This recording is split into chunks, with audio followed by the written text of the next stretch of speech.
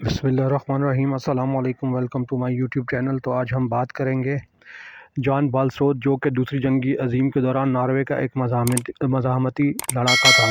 تو جو لوگ بھی ویڈیو پہ فرسٹ ٹائم آئے ہیں، پلیز ویڈیو کو لائک، شیئر اور سبسکرائب کر دیں اور بیل آئیکن پر ضرور کلک کریں۔ Thank you.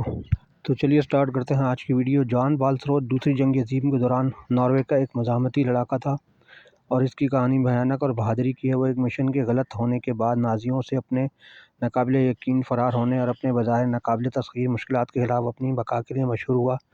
ابتدائی زندگی۔ جان بالسروت 15 دسمبر 1917 کو ناروے میں پیدا ہوئے۔ جنگ سے پہلے اس نے کافی عام زندگی گزاری اور ایک مکینک کے طور پر کام کیا اور بیرونی سرگرمیوں سے لطف اندوز ہوا، خاص طور پر ہائکنگ اور اسکیئنگ، جو بعد میں اس کی بقا میں اہم کردار ادا کرے گی۔ مشن۔ بالسروت کی کہانی 1947 کے موسم سرما میں اس وقت افسانوی بن گئی جب وہ نارویجن کمانڈو مشن کا حصہ تھے، جس کا مقصد ناروے میں نازی کارروائیوں کو سبوتاژ کرنا تھا۔ اس مشن کا مقصد ایک جرمن ٹرانسپورٹ جہاز کو سبوتاژ کرنا اور خطے میں ان کی کارروائیوں میں خلل ڈالنا تھا۔ 30 مارچ 1943 کو بالسروت اور مزاحمتی جنگجوؤں کی ایک ٹیم کو ناروے کے ساحل پر کشتی کے ذریعے اتار دیا گیا تھا۔ تاہم لینڈنگ کے فوراً بعد اس مشن سے سمجھوتا ہو گیا جب ان کی کشتی کو ایک جرمن گشت دے کر فائرنگ کا تبادلہ ہوا اور زیادہ تر ٹیم یا تو ماری گئی یا پکڑی گئی۔ بالسروت اور چند دوسرے ناروے کے برف سے ڈھکے پہاڑوں میں فرار ہونے میں کامیاب ہو گئے۔ فرار۔ بالسروت کا فرار ایک ناقابل یقین حد تک مشکل اور خطرناک سفر تھا۔ منجمد پہاڑوں میں تنہائی کے بغیر اسے اسکیئنگ اور بابیان کے بارے میں اپنے علم کا استعمال کرتے ہوئے اپنی بقا کی مہارت پر انحصار کرنا پڑا۔ جھڑپ کے دوران اس سے چوٹیں آئیں اور نازی فوجیوں نے اس کا تعاقب کیا، جس سے اس کا سفر اور بھی خطرناک ہو گیا۔ معاملات کو مزید خراب کرنے کے لیے اس نے فرسٹ بائٹ پیدا کیا اور وہ اپنے پیروں کو صحیح طریقے سے استعمال کرنے سے قاصر تھا۔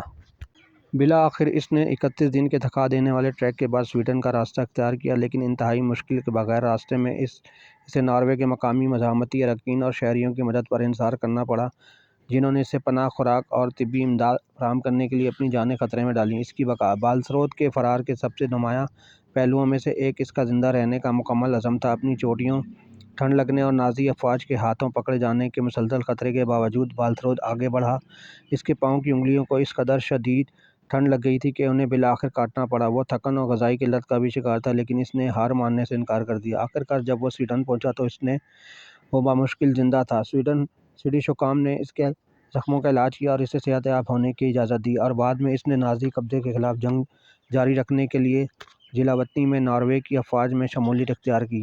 جنگ کے بعد کی زندگی۔ جنگ کے بعد جان بالسروت ناروے کی مزاحمتی تحریک کی ہمت اور لچک کی علامت بن گیا۔ نازیوں کے خلاف تخریب کاری کی کارروائیوں میں ان کی بہادری اور ان کے کردار کے لیے انہیں اعزاز سے نوازا گیا۔ وہ ناروے میں ایک عوامی شخصیت بھی بن گئے، اپنی کہانی کا اشتراک کرتے ہوئے اور بہت سے لوگوں کو اپنی غیر معمولی بقا سے متاثر کیا۔ بالسروت نے اپنے تجربات کے بارے میں ایک کتاب لکھی، ہم اکیلے مرتے ہیں، جو 1955 میں شائع ہوئی تھی۔ کتاب میں اس کے فرار اور بقا کے بارے میں تفصیل سے بتایا گیا تھا، جس سے اس کی کہانی پر مزید توجہ دی گئی تھی۔ اس کے اکاؤنٹ کو ایک فلم اور متعدد دستاویزی فلموں میں بھی ڈال دیا گیا، جس نے دوسری جنگ عظیم کے سب سے نمایاں مزاحمتی جنگجوؤں میں سے ایک کے طور پر تاریخ میں اس کا مقام مزید مضبوط کیا۔ جان بالسروت، جو کہ 2 نومبر 1988 کو 70 سال کی عمر میں انتقال کر گئے، انہیں ناروے کی مزاحمت کے حقیقی ہیرو کے طور پر یاد کیا جاتا ہے۔ اس کا ایک ناقابل یقین واقعہ، جو کہ 31 دن کا سفر تھا۔ بالسروت کا ناروے کے بیابان سے فرار ورلڈ وار II کی بقا کی سب سے قابل ذکر کہانیوں میں سے ایک ہے۔ وہ اکیلا تھا، شدید زخمی اور منجمد حالت میں تھا، زمین کی تزئین کی برف اور برف میں ڈھک گیا تھا۔ سفر انتہائی مشکل بنا رہتا تھا۔ اس کی چوٹیں، جن میں فرسٹ بائٹ اور بندوق کی گولی کے زخم شامل ہیں، نے حرکت کو سست اور تکلیف دہ بنا دیا۔ اپنے سفر کے دوران بالسروت نے ناروے کے پہاڑوں کے بارے میں اپنے علم اور اسکیئنگ اور آؤٹ ڈور ایڈونچر کے شوق سے پیدا ہونے والی مہارتوں پر انحصار کیا۔ تاہم منجمد درجہ حرارت اور اس کی کمزور چوٹوں نے اسے جاری رکھنا تقریباً ناممکن بنا دیا۔ اس کا ٹھنڈ اتنا شدید تھا کہ اس نے کئی انگلیوں کو کھو دیا، لیکن اس کی بقا کا اصل امتحان اور اس کی کوشش جاری رکھنا تھا۔ اپنے پورے سفر کے دوران بالسروت کا سامنا کئی شہریوں اور مزاحمتی ارکان سے پیدا ہوا، جنہوں نے اس کی مدد کے لیے اپنی جانیں خطرے میں ڈال دیں۔ انہوں نے اسے اپنے گھروں میں چھپا رکھا تھا، اسے کھانا فراہم کیا تھا اور یہاں تک کہ اس کی خطرناک جگہوں پر جانے میں مدد کی۔ جرأت کی یہ حرکتیں اسے جاری رکھنے کی اجازت دینے میں اہم تھیں۔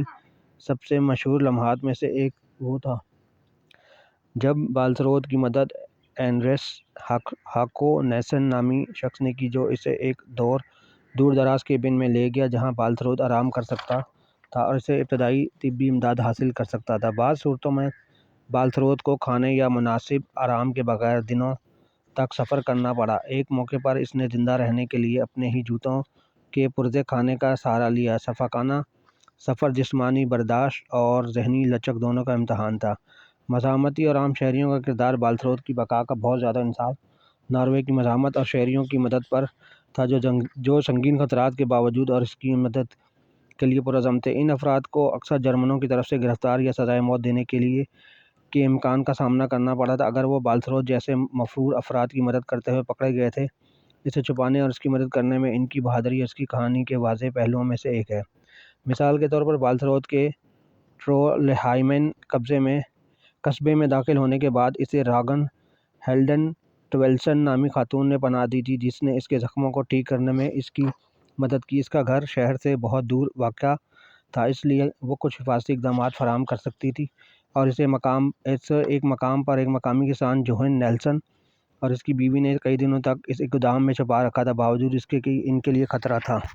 بعض صورتوں میں جب بالتھروت سفر کرنے کے لیے بہت کمزور تھا، مقامی لوگ اسے دشوار گزار علاقے میں لے جاتے تھے۔ جاری جرمن گشت اور خطرے کے باوجود مقامی مزاحمت نے زبردست جرأت کا مظاہرہ کیا، یہاں تک کہ زیر زمین ہاسپٹلوں کا ایک اہم نیٹ ورک تھا جس نے بالتھروت جیسے زخمی فوجیوں کو ضروری طبی علاج حاصل کرنے میں مدد کی۔ سفر کے آخری مراحل سویڈن پہنچنا 31 دن کی ناقابل یقین مشکلات کے بعد بالآخر بالتھروت سویڈن جانے میں کامیاب ہو گیا، لیکن مزید مشکلات کا سامنا کیے بغیر۔ وہ اس قدر شدید ٹھنڈ کا شکار اور کمزور تھا کہ وہ بمشکل جاری رکھنے کے قابل تھا اور کئی بار اسے ایسے لگتا تھا کہ شاید وہ زندہ نہ رہ سکے۔ تاہم سراسر عزم کے ساتھ وہ یہ جانتے ہوئے کہ اس کی بقا کا واحد موقع غیر جانبدار ملکہ سویڈن تک پہنچنے میں ہے۔ جب بالتھروت بالآخر سویڈن میں داخل ہوا تو اسے سویڈش حکام نے دریافت کیا، جنہوں نے اسے کچھ ابتدائی شکوک و شبہات کے بعد اسے طبی امداد فراہم کی۔ سویڈن ابتدائی طور پر غیر یقینی تھے کہ آیا اس پر بھروسہ کریں یا، لیکن جب اس نے اپنی کہانی پر یقین دلایا تو انہوں نے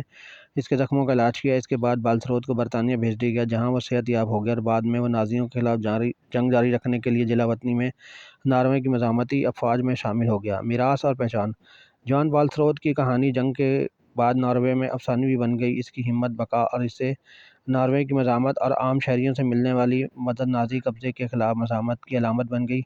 یہ کہانی نہ صرف ایک آدمی کی بہادری بلکہ پوری قوم کی بہادری کو بھی بیان کرتی ہے۔ ان کی یادداشت وائی ڈائی الوان بڑے پیمانے پر مقبول ہوئی اور تاریخ میں ان کے مقام کو مزید مستحکم کیا۔ کتاب نے اس کے سفر کو انتہائی دلکش تفصیل سے بیان کیا اور قارئین کو اس طرح کی آزمائش سے بچنے کے لیے درکار سراسر عزم کی اندرونی جھلک دکھائی۔ اس کی غیر معمولی ہمت کے اعتراف میں بالتھروت کو کئی اعزازات سے نوازا گیا، جن میں نارویجین وار میڈل اور سینٹ اولاد میڈل شامل ہیں، جو کہ ناروے کے اعلیٰ ترین اعزازات میں سے ایک تھا۔ اس کی کہانی کو ایک فلم دی ٹویلتھ مین 2017 میں بھی بنایا گیا، جس میں اس کے فرار کے واقعے کو ڈرامائی انداز میں پیش کیا گیا تھا، حالانکہ اس میں کچھ فنکارانہ آزادی لی گئی تھی۔ ناروے کی مزاحمتی تاریخ پر اثرات: بالتھروت کا فرار اور دوسری جنگ عظیم کے دوران ناروے کی مزاحمتی کوششوں کی ایک طاقتور مثال کے طور پر کام کرتا ہے۔ جب کہ ناروے پر نازی جرمنی کا قبضہ تھا، ناروے کے لوگوں نے اس قبضے کو غیر فعال طور پر قبول نہیں کیا۔ اس کے بجائے انہوں نے تخریب کار کی مشنوں کے ذریعے فعال طور پر مقابلہ کیا، اتحادی فضائیہ کے مارے جانے والوں کی مدد کی اور ضرورت مندوں کو پناہ فراہم کی۔ بالتھروت کی بقا اور مزاحمت کے ساتھ اس کے بعد کے کام نے ناروے کے لوگوں کے عزم اور استقامت کو ظاہر کیا۔ اس کے سفر نے جنگ کے وقت کی مزاحمت میں اہم شہریوں کی اہمیت کو بھی اجاگر کیا، یہ ظاہر کرتے ہوئے کہ جو لوگ رسمی فوج کا حصہ نہیں تھے وہ اب بھی ایک اہم فرق کر سکتے ہیں۔ آخری خیالات: جان بالتھروت کی زندگی انسانی برداشت، ہمت اور مزاحمت کی طاقت کا ثبوت ہے۔ اس کی کہانی دنیا بھر میں لوگوں کو متاثر کرتی ہے اور ہمیں دوسری جنگ عظیم کے دوران دی گئی ناقابل یقین قربانیوں کی یاد دلاتی ہے۔ یہاں تک کہ موت کے باوجود بالتھروت نے کبھی امید نہیں ہاری اور تمام مشکلات کے خلاف اس کا زندہ رہنا ظلم کے خلاف مزاحمت کی ایک طاقتور علامت ہے۔ میراث: بالتھروت کی ناقابل یقین کہانی نے لاتعداد لوگوں کو متاثر کیا ہے اور اس کی زندگی انسانی لچک اور زندہ رہنے کی خواہش کا ثبوت ہے۔ اس کی یادگاریں ناروے میں مختلف مقامات پر رکھی گئی ہیں اور اس کی کہانی کتابوں، فلموں اور دیگر ذرائع ابلاغ میں منائی جاتی رہی ہے۔ اس کی بہادری ظلم کے خلاف مزاحمت کی ایک طاقتور علامت بنی ہوئی ہے۔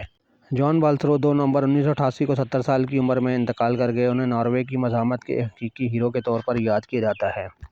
تو ویڈیو آپ کو کیسی لگی؟ پلیز ویڈیو کو لائک، شیئر، سبسکرائب کریں اور جس ٹاپک پہ بھی آپ کو ویڈیو چاہیے ہو اس میں اپنی کمنٹ سیکشن میں اپنی رائے کا اظہار کریں۔ Thank you.